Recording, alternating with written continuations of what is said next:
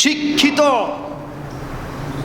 সুশীল এবং ব্রেনি একজন নেতা ডক্টর শফিকুল ইসলাম মাসুদ ভাই। নাম শুনছেন? কথা আসতে কয়, নাম শুনছেন? ব্রেনটা কেমন বলেন তো? একটা কথা বলি, আমি কেন বলছি এটা জানেন? গতকালকের আগের দিন গাড়িতে বসে বসে ওনার একটা সাক্ষাৎকার দেখতেছিলাম।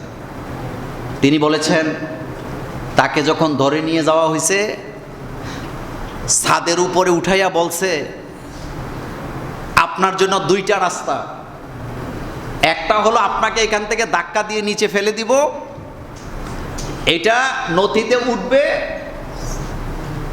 যে পালাইতে গিয়া ছাদ থেকে পরে মারা গেছে, অথবা আমরা আপনাকে গুলি করে এখানে মেরে ফেলে দিব, এটা নথিতে উঠবে বন্দুক যুদ্ধে মারা গেছে।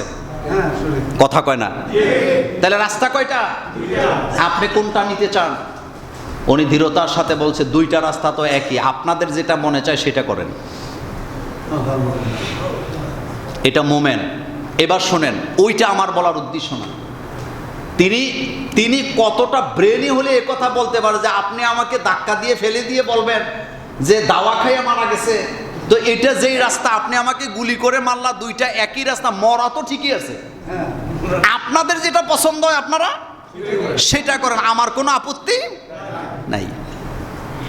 তাকে তখন বলা হয়েছিল, এই সাক্ষাৎকারে তিনি বলেছেন, এক পর্যায়ে তাকে বলা হয়েছে যে মাসুদ ভাই, আমরা প্রশাসনের লোক, আমাদের হাতে এতটাই ক্ষমতা, আমরা সব করতে পারি, শুধু জীবন দিতে পারি না। তার মানে বোঝা গেছে নব্য ফেরাউনের গোষ্ঠীরাও স্বীকার করছে যে জীবন দেওয়ার ক্ষমতা তাদের, কিন্তু মারার ক্ষমতা তাদের কি আছে? বলেন, জীবন কে দেয়? আপনি একটা পিঁপড়াকে মসজিদে বসে টিপ দিয়ে মেরে ফেললেন, আপনি বলেন তো এই পিঁপড়াটা আপনি আর জীবিত করতে পারবেন? এটা জীবিত করতে কাকে লাগবে? আল্লাহকে লাগবে। আপনি মেরে ফেলতেছেন মানে আপনি মৃত্যু দেন না, আপনি তাকে হত্যা করতেছেন।